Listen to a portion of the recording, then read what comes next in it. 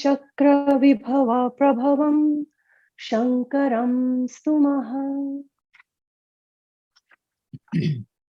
यत्र स्थितम् इदं सर्वं कार्यं यस्माच्च निर्गतं तस्य अनावृतरूपत्वात् न निरोधोऽस्ति कुत्रचित्। वह प्रकाशक शिव क्योंकि शक्ति चक्र का स्वामी है, इसीलिए दूसरे श्लोक में यही कहा गया कि शक्ति का स्वरूप बताया। जगत शिव से नहीं निकलता। अगर शिव से ही निकलता होता तो फिर शिव प्रकाश और विमर्श दो अलग अलग चीजें नहीं हो सकती, है ना। प्रकाश और विमर्श दो अलग अलग चीजें नहीं हो सकती। यानी एक जानने वाला, एक जाना गया, दो चीजें हुई। अच्छा देखो, तुम अपने मन को ही ध्यान से देखो, अपनी बुद्धि को देखो, तो अपने अहंकार को देखो। यदि देख सको तो, नहीं देख सकते तो कम से कम मन को देखो जो सूक्ष्म रूप में है। तुम जानने वाले हो और मन तुम्हारा ही तो है। तो मन की शक्तियां किसी और की हैं क्या? मन की कल्पनाएं किसी और की हैं क्या? मन का जगत जो तुम अपनी कल्पना में निर्माण कर रहे हो वो तुम्हारा ही तो निर्माण है। लेकिन ऐसा नहीं कह सकते। क्यों? क्योंकि ये तो कल्पना मन की है ना, तुम्हारी नहीं है। तुम तो दृष्टा हो ना। तो तुम मन के स्वामी होके मन को जानते हो ना, तो तुम प्रकाशक हो। जब मन को जानते हो तो मन से संबंधित जगत तुम्हें उपलब्ध होता है। तो इस प्रकार से एक प्रकाश है, एक विमर्श है। और विमर्श शक्ति क्या है? विमर्श शक्ति है तो प्रकाश शिव है। विमर्श, हमको लगता है कि विमर्श एक रिफ्लेक्टेड लाइट है, एक परावर्तित प्रकाश है। वास्तविकता नहीं है ऐसी। वास्तविकता ये है कि एक ही प्रकाश में दो केंद्र बन गए हैं। एक प्रकाशक है और एक प्रकाश्य है या प्रकाशित है। ठीक है ना। जैसे मैं ही हूं। अब देखो, आप या तो मान लो कि मन तुम्हारा एक अलग एंटिटी है ना। मन तुम्हारा तुम्हारा नहीं है, तुमसे अलग कोई एंटिटी है। तब तो ये कहा जाए कि भाई ये अलग है और तुम अलग हो, इसलिए तुम्हारा मन और तुम अलग हो। तो तुम्हारे मन से तुमको पीड़ा नहीं होनी चाहिए, जरूरत ही नहीं है। लेकिन पीड़ा सुख शांति जो भी अनुभव करते हो मन से ही करते हो। तो तुम दो भागों में बट गए कि नहीं। प्रकाशक और जो बनाने वाला है वही आपका ही हिस्सा, वो बनाता भी है, उसी में सब प्रकट होता है। तो अगर आप अपने दृष्टा स्वरूप को शिव से एक बार को मिलान कर दो, कह दो कि हाँ यही शिव है मेरा दृष्टा स्वरूप, तो आपका मन ही आपकी शक्ति है। और मन की कल्पना में प्रकट हुआ जगत आप ही की शक्ति से तो बना, लेकिन आपसे नहीं बना।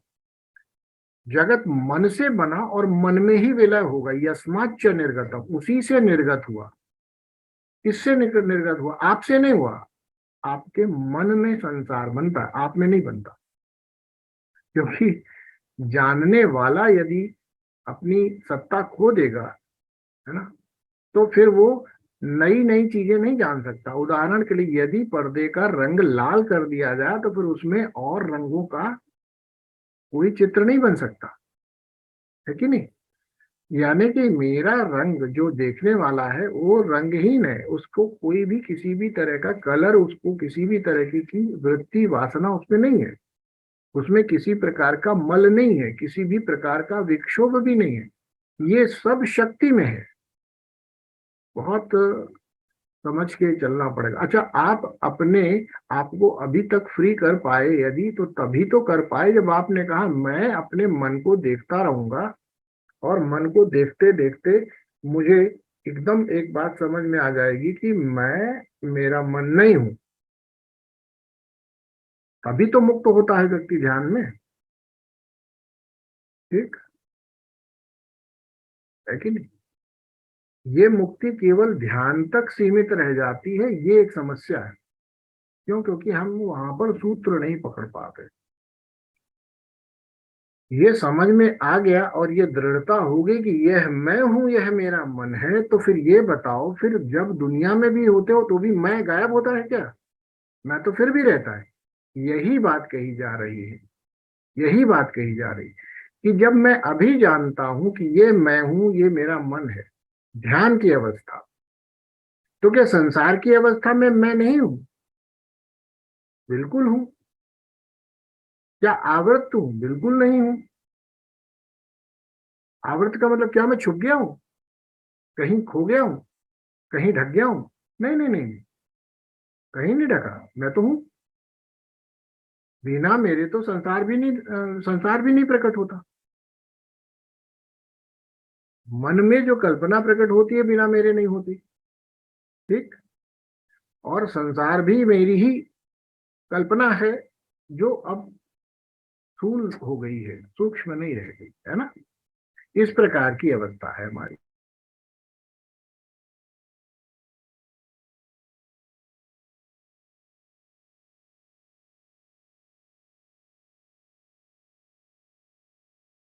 जितनी देर तक मैं इस पर्दे पर उपलब्ध नहीं था, मैं था कि नहीं था, पर्दे पर उपलब्ध नहीं था मेरे हिसाब से। और मैं अपने को भी देख रहा हूं, इस पूरे ग्रिड व्यू में मैं भी अपने को देखता हूं। जब मैं अपने इस शक्ति चक्र को ऑफ कर देता हूं, स्विच ऑफ कर देता हूं, तो मैं अपना प्रतिबिंब भी इसमें नहीं देखता। तो अर्थ क्या निकला?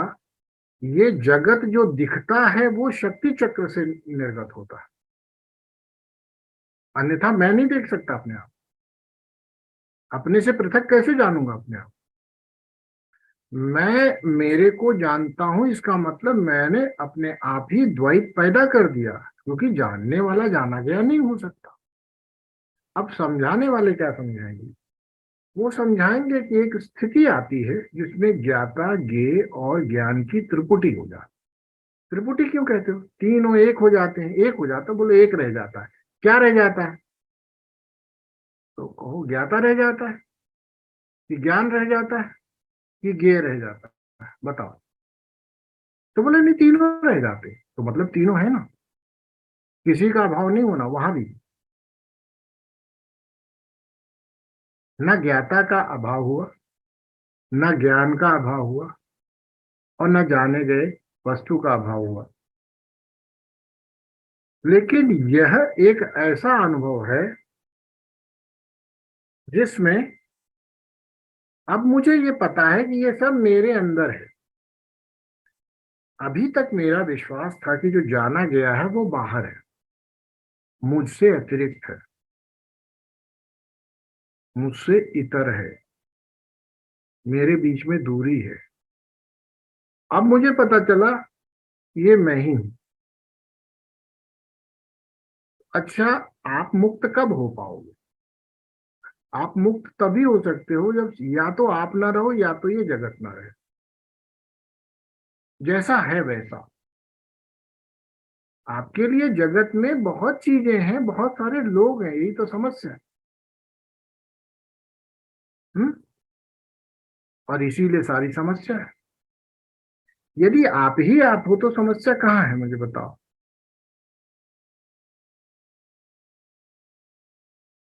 पर ये अनुभव में आएगा तब होगा ना, मैं आप ही आप कहाँ हो? बोले अभी तो आ रहा होगा, है ना। कल मैंने बात कर रहे थे हम लोग, तो मैंने पूछा गुस्सा आता है कि नहीं आता? हम्म। जागृति बनाओ, गुस्सा आता है कि नहीं आता? तो हमने कहा कि आप लोगों के साधना का अनुभव ऐसा ही है कि जैसे आप कहते हैं कि मुझे गुस्सा नहीं आता, वो मैं कहना शुरू करूँ दूसरी बार कुछ, नहीं नहीं आपको गुस्सा आता है। नहीं, मैं कह रहा हूं ना कि मुझे गुस्सा नहीं आता। नहीं नहीं नहीं आपको गुस्सा आता है। नहीं, मैं कह रहा हूं ना कि मुझे गुस्सा नहीं आता। नहीं नहीं आपको गुस्सा आता है। अरे भाई, कितनी बार कह दिया, मार के भगाऊंगा अभी यहाँ से। मैं कह रहा हूं ना मुझे गुस्सा नहीं आता। आप लोगों की साधना की स्थिरता इतनी है। हमने ज्ञान लिया, हमने जान लिया। क्या जान लिया? क्या जान लिया? जैसे ही जहाँ खोदा, सब ज्ञान गायब हो गया, हिल गया। ये संसार मेरे से प्रकट होता है, मेरे से प्रकट होता है। बगल वाले ने गाली दी, हाँ ये मेरे से प्रकट नहीं होता। ये गाली कहाँ से मेरे से प्रकट होती है ना। आ गया क्रोध। हाँ, ठीक है ना। तो ये ऐसे नहीं, मानने से नहीं होगा भाई जी, ये गलत फहमी मत बैठना। ये मान लेंगे तो हो जाएगा, ठीक है ना। मान लेने से कुछ नहीं होगा, जितना जान लोगे उतना ही काम का है, याद रखना। जितना अपने जीवन में उपयोग कर लोगे उतना ही काम का है, जितना आत्मसात हो जाएगा उतना ही काम का है। ना पता चल पाए कि तुम शिव हो, इतना ही पता चल जाए कि तुम अहंकार हो तो भी काम चल जाएगा, लेकिन वहां तक जानते रहो, फिर रहो तो, है ना। तुम्हें न पता चले पुरुष का कोई बात नहीं है, उसमें भी काम चल सकता है ना। अर्थ क्या है कि आप सभी लोगों को ये ज्ञान लेके कोई लाभ होगा ऐसा सोच के बैठे हो तो नहीं होगा। होगा, ये लाभ जरूर होगा कि आप बातें कर सकते हो इस बारे में,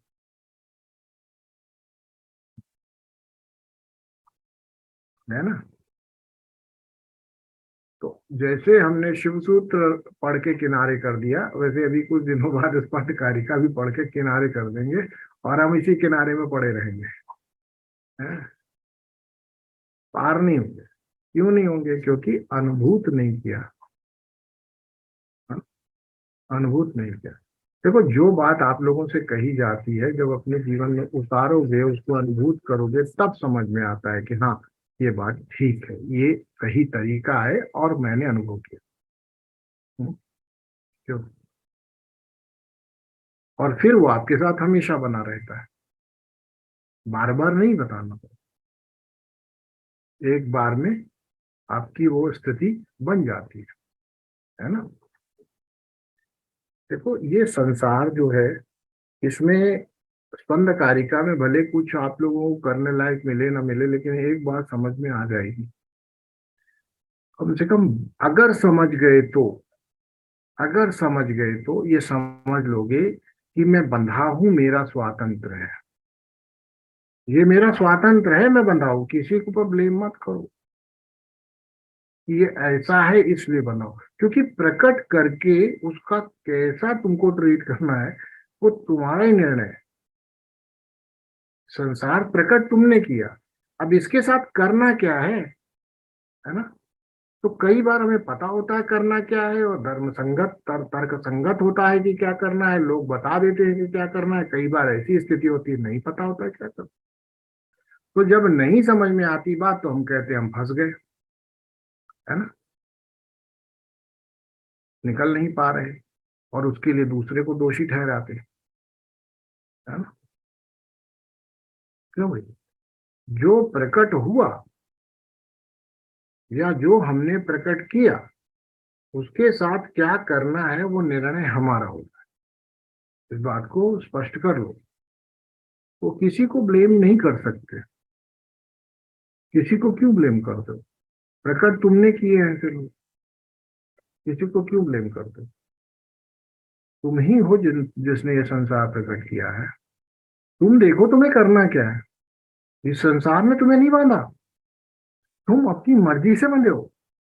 यही तो पूरा शिव सूत्र समझा गया, यही पूरा शैव दर्शन समझा रहा है कि शिव की स्वतंत्रता हमेशा कायम है।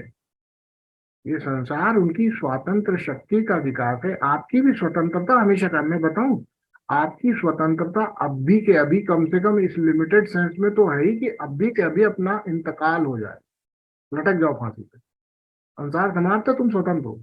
लेकिन तुम्हें समझ में तो आवे, और यही समझना है कि यही तरीका है। स्वतंत्रता में किसी ने रोका नहीं, कोई ना कोई रास्ता है स्वतंत्र होने का, कभी छूटा नहीं आपसे। अब आप सोचो कि कैसे स्वतंत्र होना है। मरना ही एकमात्र स्वतंत्रता है? तो लगता है कि नहीं, ये तो मन से माना है, इसलिए मैं परतंत्र अपने आप को मानता हूं, तो मन से मुक्त करो अपने आप को। लगता है कि नहीं, परिस्थिति से बंधा हूं, तो परिस्थिति से दूर हो जाओ। देखो, तुम्हारे पास स्वतंत्रता हमेशा है, ये नहीं कह सकते नहीं नहीं मेरे पास तो स्वतंत्रता ही नहीं। स्वतंत्र हो तुम कब तक इस जीवन का अनुभव करना चाहते हो, स्वतंत्र हो। तब तक फंसे रहना चाहते हो, तुम स्वतंत्र हो।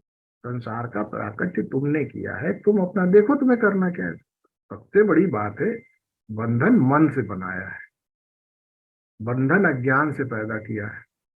तुम ना सफर करते हो, न तुम्हारा कभी जन्म होता है, न मृत्यु होती है, यदि तुम्हारी चेतना वास्तव में उस तत्व को खोज ले जो तुम स्वयं हो। उस तत्व का कभी अभाव नहीं होता, उसी से ये संसार प्रकट हुआ है, उसी में ये संसार वापस चला जाता है, यदि तुम उस तत्व को जान लो तो। ठीक। अगर इस तरह से न जान पाओ तो दूसरा ऑप्शन होता है। दूसरा ऑप्शन ये होता है कि ना मैं मरूंगा ना संसार। समझो, ये दूसरा ऑप्शन, ये जीव का ऑप्शन होता है, ये शिव का नहीं होता, ये नर का ऑप्शन होता है। जो अपने को आत्मा रूप में जान लेगा, आत्मा रूप में, परमात्मा रूप में नहीं जाना, तो उसके लिए क्या है, ना ये संसार कभी मरेगा और ना मेरे को कभी मरना है। मैं तो पुनरपि जननम पुनरपि मरणम में लगा रहूंगा, मेरा मरना होना होता नहीं, जान लिया तो। लेकिन जब तक तुमने अपने आप को अहंकार रूप में माना, उससे बढ़ के अपने को शरीर माना, तो बस समस्या शुरू हुई। ठीक। कौन सा अहंकार? जो अभी व्यक्तिगत है, जो ये व्यक्ति बना है, जो जो आपने अपनी पर्सनालिटी, अपनी सब कुछ इस शरीर के साथ जोड़ा हुआ अहंकार है। इस अहंकार को सत्य सत्य मानने के बाद जरूर मृत्यु होती है, 100% होती है। ना आपका संसार स्थायी रहता है? और ना आप। क्यों? दोनों छूटेंगे ना। आपके मरते ही, जैसे उदाहरण कहते हैं कि, जैसे एक बात कही जाती है कि हम कैसे अपनी अपने जीवन में अपने नए नए उपाधियां लेते रहते हैं, और नया नया हमारा डिग्री होती है ना, उपाधि माने डिग्री होती है। आप लोगों को कभी हिंदी मीडियम में उपाधि मिली होगी तो ऐसे लिखा होगा कि प्रमाणित किया जाता है कि फला फला, है ना, सुपुत्र या सुपुत्री फला फला, है ना, जिनकी जन्म तिथि इतनी है, उन्होंने इस विश्वविद्यालय से स्नातकोत्तर की उपाधि प्राप्त की है। ठीक है। तो स्नातकोत्तर का मतलब होता है पोस्ट ग्रेजुएट। ठीक है, प्राप्त की है, तो उपाधि हुई। उपाधि वहां मिली और आपने लिखा कि अब मैं क्या हो गया हूं, पोस्ट ग्रेजुएट, मास्टर्स। ठीक, आपने लिखा। उस उपाधि के मिलने के उपरांत आपने अपने नाम को बोला, अब मैं क्या हूं, मोहनलाल करमचंद गांधी बैरिस्टर। नई उपाधि में बैरिस्टर हो गया। उपाधि के जुड़ने से आपका सारा जीवन चल रहा है। पहले आप पहले आपको नहीं पता था कि आपकी क्या उपाधियां हैं, तो जीवन स्वतंत्र मालूम पड़ता था। ठीक। फिर समझ में आया कि मैं एक लड़की हूं या एक लड़का हूं, मैंने एक पुत्र हूं या पुत्री। जैसे ही उपाधि मिली, तो अब आपका थोड़ा सा बंधन शुरू हुआ, क्योंकि पुत्र पुत्री बनते ही माता पिता के प्रति आपके कुछ कर्तव्य आदि बन जाते हैं। ठीक है, और वो सिखाए भी जाते हैं। ठीक है। आप पुत्री तब तक ही तो रहेंगे जब तक आपके माता पिता है। माता पिता के जाने के बाद पुत्री बचती है क्या? लेकिन आप तो जिंदगी भर बने रहते हो, ये समस्या है ना? है कि नहीं, बताओ। है ना? है नहीं? माता पिता की उपाधि से आप पुत्र या पुत्री हैं, पत्नी की उपाधि से आप पति हैं, अपने पुत्र की उपाधि से आप पिता या माता हैं। तो जब उपाधि समाप्त हो गई, तो वो बचा कहाँ जिसके बारे में दुखी हो रहे? बोलो। पुत्र गया तो क्या माता बची? अब किस तरह से माता कहते हो अपना? पुत्र के रहते ही तो माता होती है।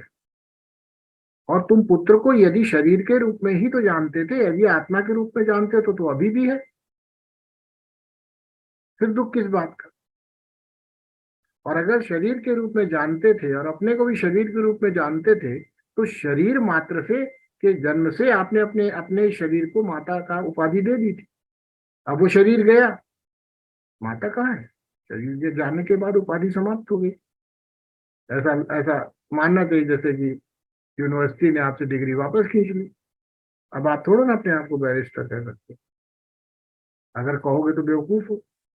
अच्छा, पर हमारी स्थिति क्या है? हम दुनिया में केवल स्थूल तत्वों को जानते हुए ऐसी सूक्ष्म चीजें अपने साथ जोड़ लेते हैं जो हटती नहीं। माता की उपाधि कहीं हमारे अंदर से निकाल के आप दिखा नहीं सकते, मतलब ये सूक्ष्म है। लेकिन पुत्र को दिखा सकते हो जीवन में, ये पुत्र है मेरा। अपने अंदर माता को नहीं दिखा सकते कि मेरे अंदर की माता ये निकाल के खड़ी कर दी है और पत्नी ये निकाल के खड़ी कर दी। ठीक, सूक्ष्म है। और जिसकी वजह से ये सूक्ष्म उपाधियां ले ली, वो स्थूल है। सोचो, है कि नहीं? विचार करो। तो अज्ञानवश हम इस जगत में फंसे हैं, स्थूल से सूक्ष्म को प्रभावित करके लगातार फंसे हैं।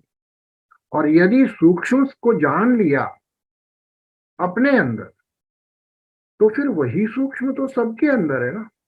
और वह उपाधि विहीन है, अहंकार में कोई उपाधि नहीं। ये सारी उपाधियां बुद्धि तक ही होती हैं। इसीलिए अल्जाइमर नामक जो, या फिर जो भी डिमेंशिया नामक जो मर्ज हो जाता है, जिसमें दिमाग अपना काम करना बंद कर देता है, बुद्धि सब भ्रष्ट हो जाती है, तो उस व्यक्ति के लिए कोई उपाधि नहीं रह जाती है, ना कोई पुत्र रह जाता, ना वो किसी का पिता रह जाता। अहंकार फिर भी रहता। देखो, व्यक्ति मैं हूं ये तो पता रहता, उसको तभी पता रहता मैं हूं, समझना। अहंकार बचा रहता है, उपाधि समाप्त हो जाती है। लेकिन ये तो आप लोगों को फिर बीमारी हो तो फिर शुद्ध अहंकार हो, तो ये तो बड़ा लंबा प्रोसेस है, पता नहीं हो ना हो, बुढ़ापे में भी, है ना। तो हमें ये ज्ञान रहते, हमारा दिमाग सही चलता रहे, हमारे दिमाग को बीमारी ना हो, ये सब बढ़िया चलता रहे, सिस्टम बढ़िया रहे, फिर भी हम जान लें कि हम शुद्ध अहंकार हैं, या हम शुद्ध चैतन्य आत्मा है, या हम शुद्ध जीव हैं, या कुछ भी शुद्ध है। शुद्ध तो बनो एक बार, है ना। इसीलिए पहले मैंने बताया कि हमारी जो यात्रा है वह पहले है शुद्ध अहंता की। शुद्ध अहंता पुरुष है, ठीक। और जिस अहंकार की बात करते हैं वो भी काफी शुद्ध है भाई दबे, क्योंकि बुद्धि से ऊपर है। सारे गुण बुद्धि में ही खेलते हैं।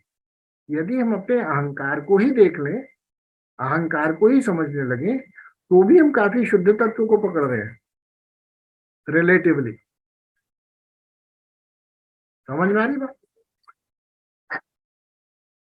देखिए, ज्ञान तो मैं आपको रोज नया दे सकता हूँ, इसमें कोई समस्या नहीं। रोज आपको कुछ ना कुछ नोट्स बनाने को मिल सकता है, हर प्रवचन में कुछ ना कुछ।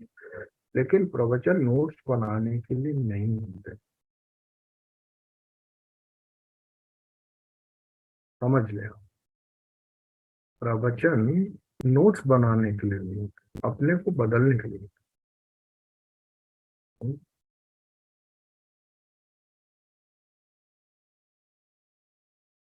जितना भी हो, छोटा हो, कम हो, थोड़ा हो, बदले।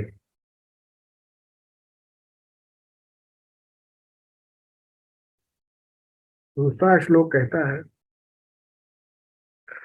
क्या कहता है? श्लोक पढ़ना है आचार्य जी। पढ़ो।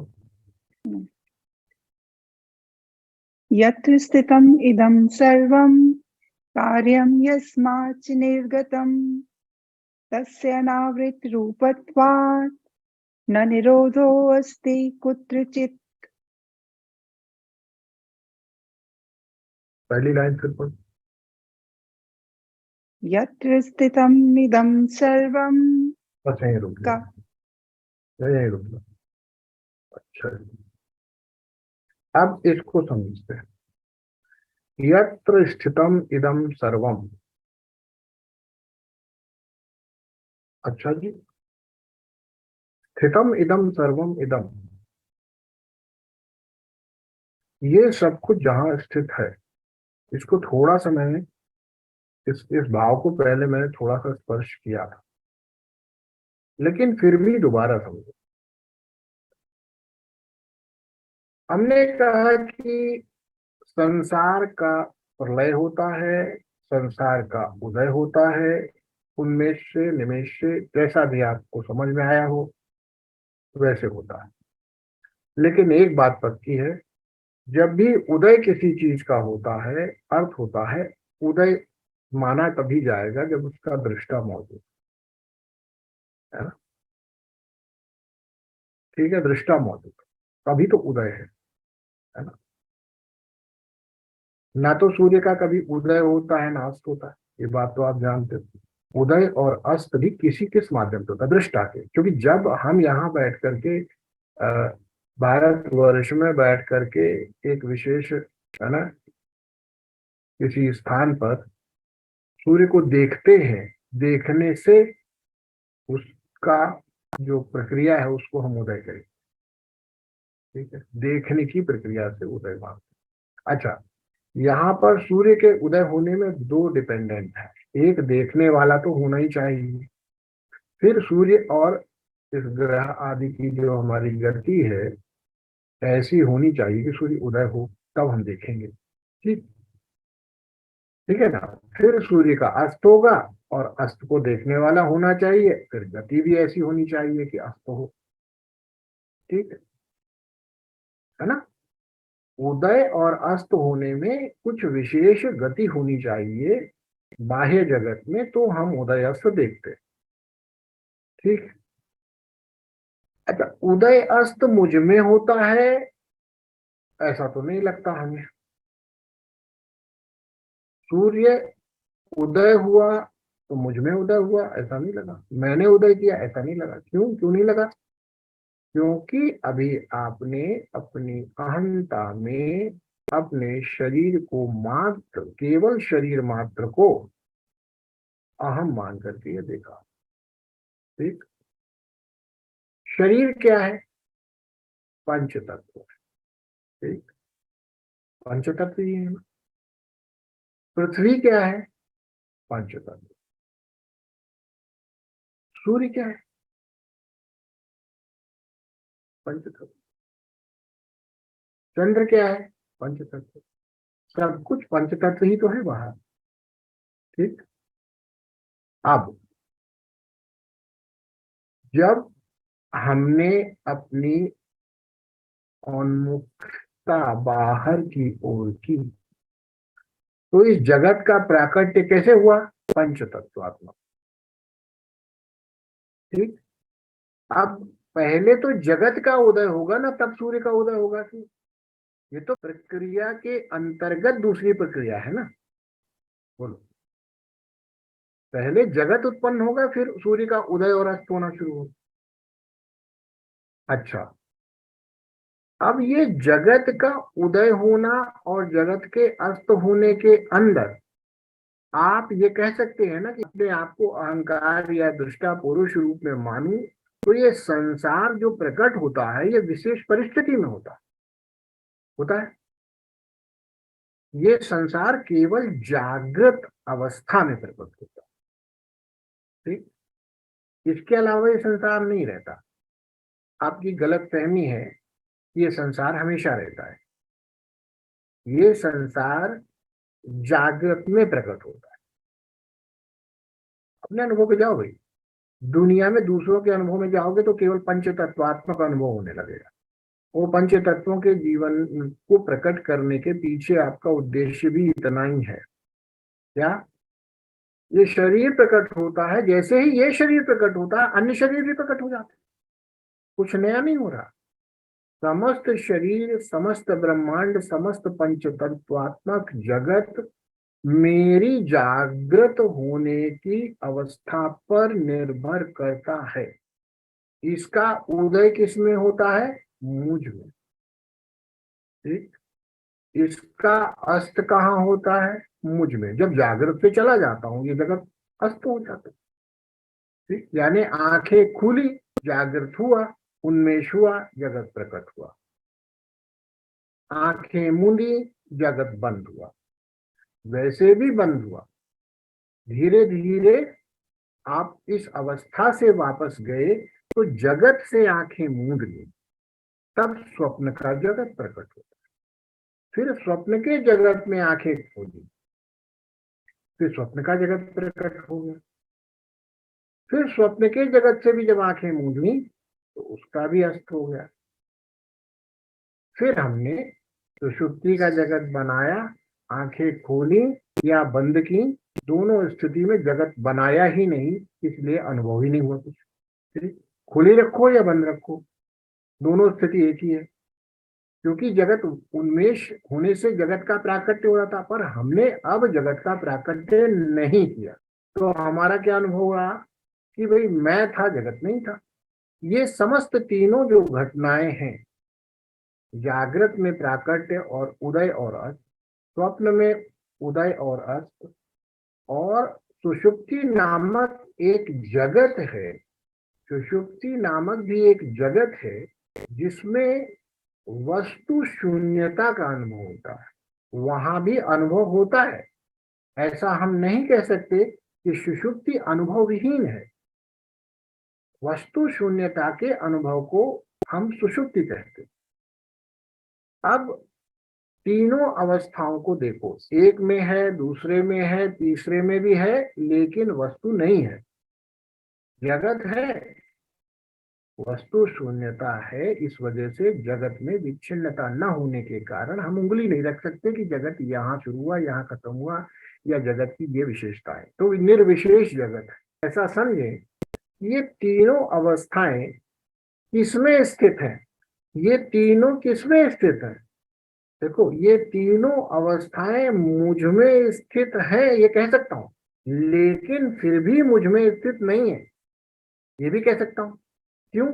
क्योंकि यदि मुझ में स्थित होती तो मैं पिछले को अगले से कंपेयर ही नहीं कर सकता था।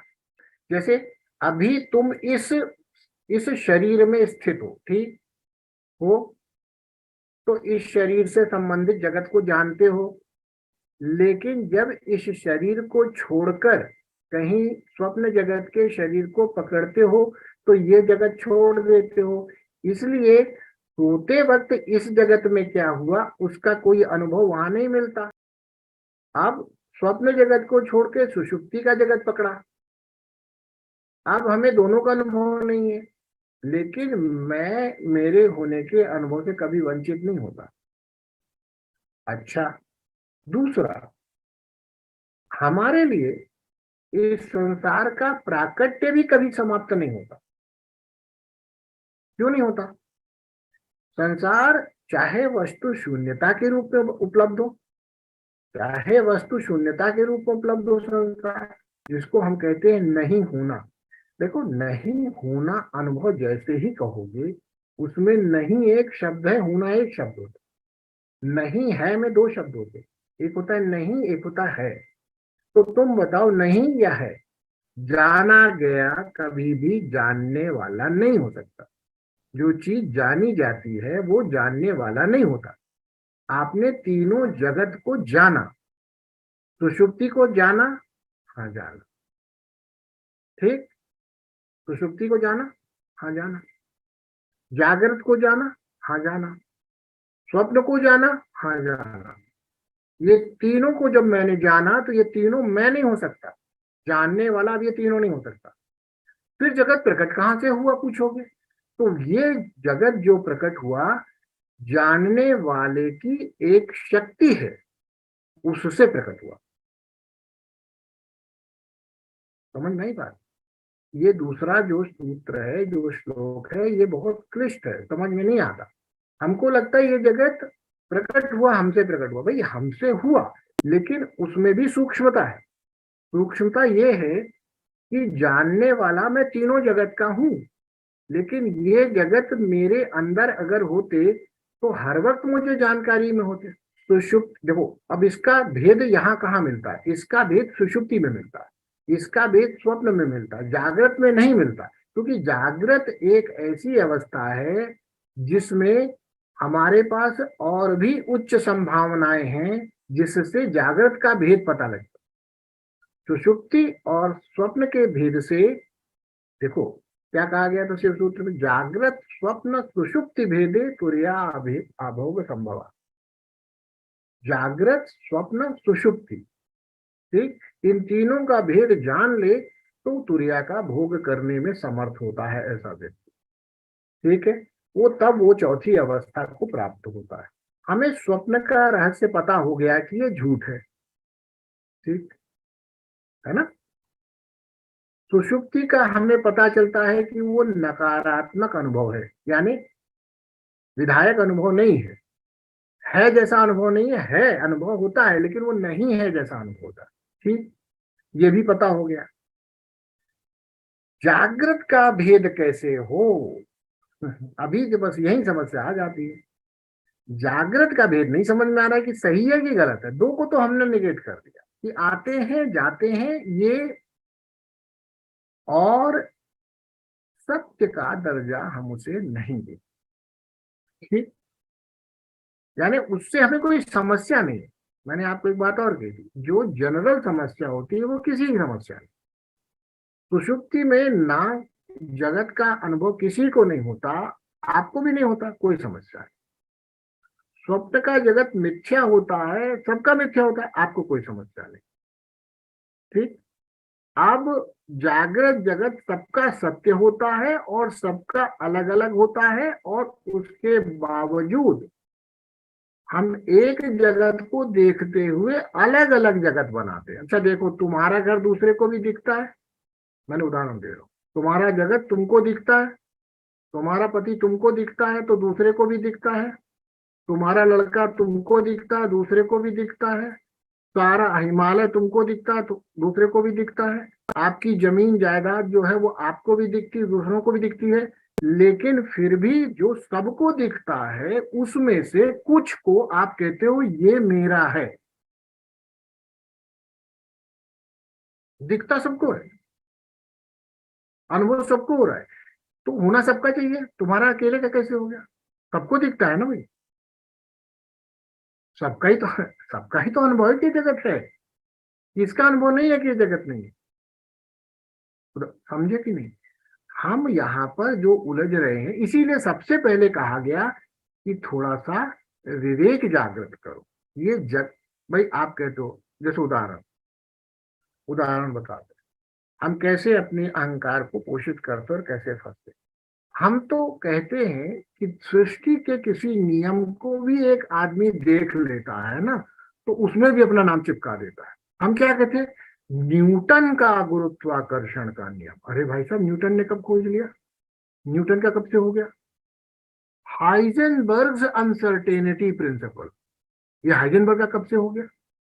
आइंस्टाइन की थ्योरी ऑफ रिलेटिविटी, वो आइंस्टाइन की कैसे होगी? यानी देखने मात्र से हम अपनी चिप्पी लगा देते, ठीक है ना? है ना? कि बोलो भाई, सब लोग अपने ध्यान दो, हमने कुछ देख भी लिया तो वो हमारा हो जाता है। बस ये होना चाहिए, तभी हमारा होता है। और यहाँ भी नियम है, तभी हमारा होता है जब दूसरे ने ना देखा हो। कब तक? आप बताओ, आप जिस संसार में प्रकट होते हो, जिस संसार को प्रकट करते हो, आपके पहले ही उसको देखने वाले हजारों लाखों करोड़ मौजूद है। तुम बताओ, इस ऑलरेडी देखे गए संसार को कैसे अपना कहते हो? किस नियम से? कौन से सिद्धांत से? बोलो। तुमने पहली बार देखा और फिर देखा तो समस्त संसार देखा, तो समस्त संसार को मेरा कहो, है ना? तो इसका भेद बहुत सूक्ष्मता से देखते देखते देखते देखते खत्म होता है।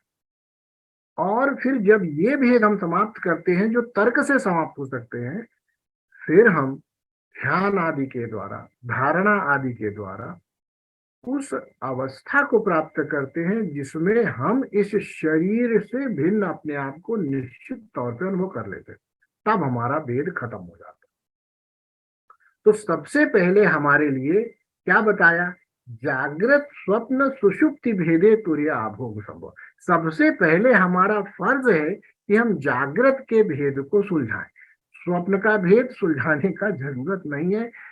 सुषुप्ति का भेद लास्ट प्रायोरिटी है हमारे। ठीक है, okay. I will have to close it immediately because there is a strong earthquake here and I'll have to drop. जी आचार्य जी, भी से Thank you. yeah. Thank you. प्रणाम गुरुजी। शिवोहम। प्रणाम शिवोहम। आज के लिए इतना ही।